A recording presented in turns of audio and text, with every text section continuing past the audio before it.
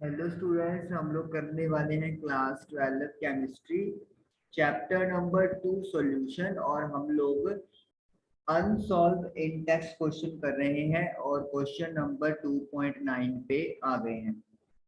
Question number 2.9 क्या है?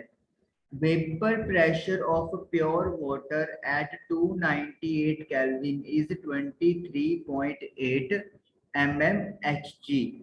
यानी कि प्योर वाटर का जो वेपर प्रेशर है, इसे हम लोग पी नोट से रिप्रेजेंट करेंगे। 23.8 मिलीमीटर ऑफ मर्करी दिया हुआ है। 50 gram of urea is dissolved in 850 gram of water.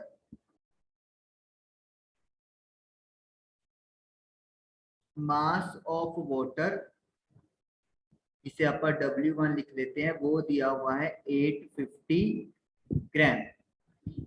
तो जो वाटर है वो यहाँ पर जाहिर सी बात है सॉल्वेंट का काम करेगा। और जो यूरिया है वो सॉल्यूट हो गया, दैट इज इक्वल टू 50 ग्राम। तो उसके बाद हमसे पूछा है calculate the vapour pressure of water for this solution. तो अभी जो सॉल्यूशन बन गया, यानी कि यूरिया को वाटर के अंदर अपन ने डिसॉल्व किया है, तो इस सॉल्यूशन में अब वाटर का वेपर प्रेशर क्या होगा वो पता करना है। एंड रिलेटिव लोअरिंग भी हमने पता करनी है कि विद रिस्पेक्ट टू जो प्योर था उसके कंपैरेटिवली कितना कम हुआ है। तो चलिए फाइंड आउट करेंगे हम लोग। तो उसके लिए पहले हम लोगों के पास पता होना चाहिए कि हम लोग सॉल्यूशन का जो वेपर प्रेशर है वो कैसे कैलकुलेट करने वाले हैं। तो वेपर प्रेशर जो सॉल्यूशन का हम लोग कैलकुलेट करेंगे, it will be P nought multiply by x1। मतलब हम लोग वाटर का यहाँ पे फाइंड करना चाहते हैं, क्योंकि यूरिया का तो कोई यहाँ पे वेपर प्रेशर नहीं होगा, नॉन वोलेटाइल है। तो इसके लिए हमें प्योर वाटर के प्रेशर को x1 यानी कि इसके मोल फ्रैक्शन से मल्टीप्लाई करना पड़ेगा। तो चलिए, तो पहले ਆਪਾਂ फाइंड करते हैं मोल फ्रैक्शन यानी कि x1 की वैल्यू। Now how to calculate x1। x1 यानी मोल फ्रैक्शन जो है वो कैसे फाइंड करेंगे? Number of moles of water divided by total number of moles. ये वाटर के लिए। अब मोल्स का फॉर्मूला क्या होता है? मोल्स का फॉर्मूला होता है mass divided by molar mass.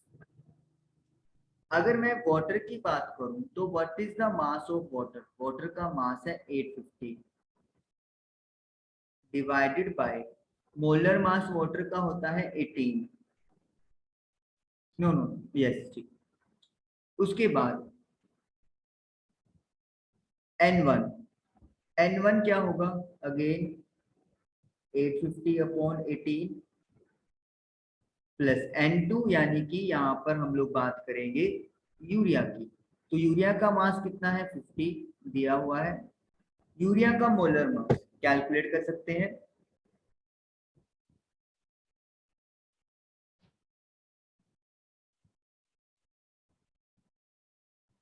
Nitrogen की दो एटम्स हैं, तो 2 मल्टीप्लाई बाय 14। हाइड्रोजन की यहाँ पर 4 एटम्स हैं, तो 1 इंटू 4, 4 इंटू 1। कार्बन की 1 यानी कि 12 और ऑक्सीजन की 16। तो इसको आप सॉल्व करोगे तो यू विल गेट 60 ग्राम पर मोल। तो यानी कि मोलर मास यूरिया का 60 आ गया। अब सॉल्व करेंगे हम लोग। सबसे पहले 850 को 18 से डिवाइड करेंगे। 47.22। यहाँ पर भी 47.22 आएगा। और 50 को डिवाइड करेंगे 60 से, तो 0.83 आ जाएगा।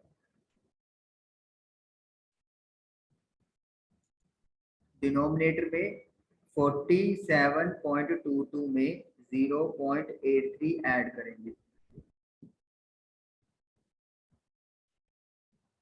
अब इसको सॉल्व करेंगे। 47.22 48.05 तो 0.98 हमारे पास मोल फ्रैक्शन आ गया x1।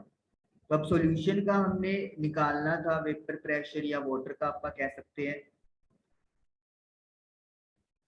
P नॉट प्योर कितना दिया हुआ है मुझे 23.8 और x1 की वैल्यू आई है 0.98। तो 23.8 को 0.98 से मल्टीप्लाई कर देंगे तो 23.324।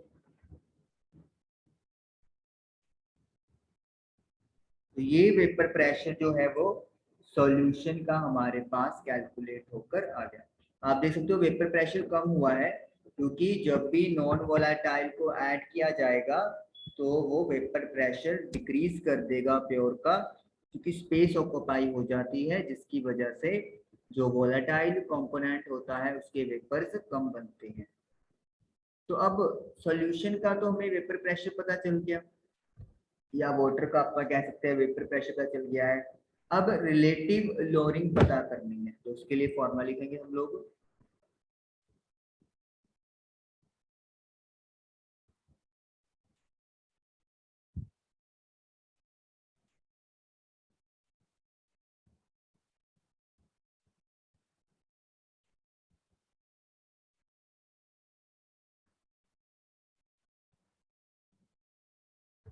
तो relative lowering in vapour pressure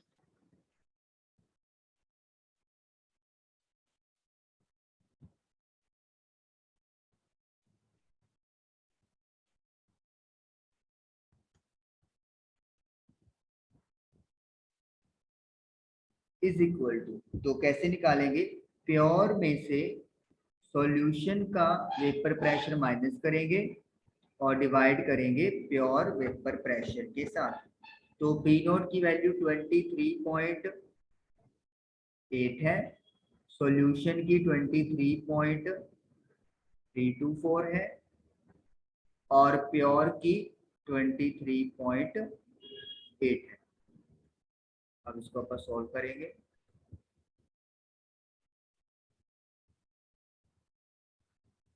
324 आ गया 0.476 और डिवाइड करेंगे तो 23.86 तो 0.02, यस राउंडिंग करके ठीक है तो सही है। तो 0.02 जो है वो हमारा आ गया relative lowering in vapour pressure. तो इस तरीके से हम लोगों का 2.9 क्वेश्चन डन हुआ। चलिए अब चलते हैं नेक्स्ट क्वेश्चन की तरफ। क्वेश्चन नंबर 10 है 2.10। Boiling point of water at 750 mm of Hg is 99.63 degree Celsius. तो बॉइलिंग पॉइंट दिया हुआ है वाटर का और अकेला वाटर की बात हो रही है तो यानी कि प्योर की बात कर सकते हैं। तो टीबी मतलब टेम्परेचर बॉइलिंग पॉइंट का और यहाँ पे लगा दीजिए प्योर के लिए है 99.63 degree Celsius. How much sucrose is to be added, मतलब हमें मास ऑफ सॉल्यूट जो कि यहाँ पर सुक्रोज है वो फाइंड आउट करना है। किसमें ऐड कर रहे हैं अपना 500 ग्राम ऑफ वाटर। जो सॉल्वेंट है दैट इज वाटर, उसका मास दिया हुआ है 500 gram such that it boils at Tb. तो इसका मतलब क्या है कि 100 डिग्री सेल्सियस पे ये बॉयल करना शुरू कर दे। तो आपको क्या याद रखना है, जब भी हम लोग किसी नॉन वोलेटाइल चीज को वोलेटाइल कंपोनेंट के अंदर डालते हैं तो बॉइलिंग पॉइंट बढ़ जाता है। वेपर प्रेशर अगर कम हो गया तो जाहिर सी बात है आपको वेपर बनाने के लिए ज्यादा एनर्जी देनी पड़ेगी। ज्यादा एनर्जी मतलब ज्यादा हीट, और वी कैन से टेम्परेचर जो है वो राइज हो जाएगा। तो टीबी सॉल्यूशन का यहाँ पे आप बोल सकते हैं बॉइलिंग पॉइंट, और टीबी नोड प्योर वाटर का बोल सकते हैं। मोलल एलिवेशन कांस्टेंट जिसे के बी के नाम से हम लोग जानते हैं, वाटर के लिए 0.52 केल्विन केजी मोल इनवर्स दिया हुआ है। जो केबी है वो अलग अलग सॉल्वेंट के लिए अलग अलग वैल्यू होती है। चलिए, तो अब मेरे पास यहाँ पे जो डाटा है उसका यूज करते हुए हम लोग मास ऑफ सॉल्यूट निकालेंगे। तो एक फॉर्मूला है आपके लिए जो यहाँ पे आपको याद रखना है ऐसे न्यूमेरिकल के लिए। Delta TB is equal to KB multiply by small M. Delta TB क्या है? चेंज इन टेम्परेचर या एलिवेशन इन टेम्परेचर। जो कैसे निकालेंगे? Final temperature minus initial boiling temperature. वही कैसे कि जो सॉल्यूशन का टेम्परेचर है उसमें से प्योर का बॉइलिंग टेम्परेचर माइनस करेंगे। के भी जैसे आपसे बात हुई है molal elevation constant, molal elevation constant, और एम मोलैलिटी है।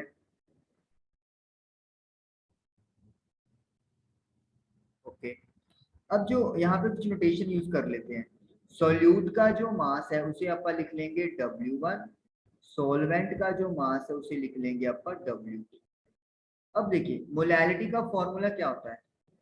Moles of solute divided by mass of solvent in KG. तो पहले अपन ये कैलकुलेट कर लेते हैं। सॉल्यूट का मास, सॉल्यूट की मोल्स सॉरी कैसे निकालेंगे? Mass upon molar mass. यहाँ पे मोल्स का फॉर्मूला भी लिख देता हूँ दोबारा आपके लिए। Mass upon molar mass. What is the mass? Solute यानी सुक्रोज, सुक्रोज का मास हमें नहीं पता तो W1। मोलर मास, सुक्रोज का फॉर्मूला, सुक्रोज का फॉर्मूला क्या होता है? C12H22O11। तो ये सुक्रोज का मोलिकुलर फॉर्मूला है। तो मोलर मास निकाल देंगे अपन। कार्बन की नंबर ऑफ एटम्स 12 है और मास भी 12 होता है। हाइड्रोजन की नंबर ऑफ एटम्स 22 है और मास 1 होता है। ऑक्सीजन की 11 है और मास 16 होता है। इसे सॉल्व करेंगे अपन। 144 प्लस 22 प्लस 1676, तो 342 ग्राम पर मोल आ गया। तो यानी कि जो मोलर मास है वो 342 ग्राम पर मोल आ गया। डिवाइड करना है मास ऑफ सॉल्वेंट, जो यहाँ पे वाटर है 500 ग्राम्स है। किलोग्राम करना है तो 1000 से डिवाइड करेंगे तो वो 1000 कहाँ पे शिफ्ट हो जाएगा? ऊपर। ये आ गया आपके पास 171। तो यानी कि जो मोलैलिटी है वो आ गई है W1 अपॉन 171, और हमने W1 फाइंड करना है न्यूमेरिकल में, ये दिमाग में रहना है अपने पास। तो फॉर्मूले में पुट कर देते हैं वैल्यू। तो पहले तो डेल्टा टीबी क्या है? TB minus TB node. What is TB? 100 और टीबी नोड 99.63। केबी की वैल्यू है W अपॉन 171। सॉरी, ये तो केबी की वैल्यू है 0.52 और मोलैलिटी है W1 अपॉन 171। देखिए सेल्सियस केल्विन में यहाँ पे चेंज करने की जरूरत नहीं है जब आप लोग डेल्टा टी पे निकालोगे, क्योंकि जब चेंज किया जाता है तो माइनस या प्लस करते हैं, तो जो क्वांटिटी होती है जिस यूनिट में वो सेम ही रहता है, कोई फर्क नहीं पड़ता।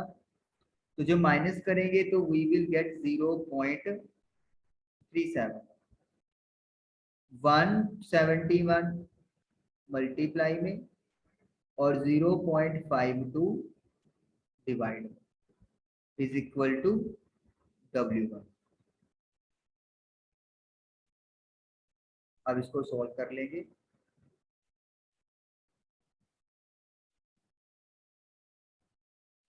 सो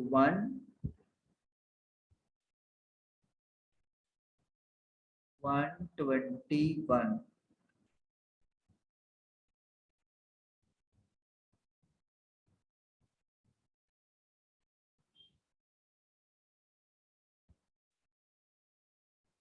something but let me check.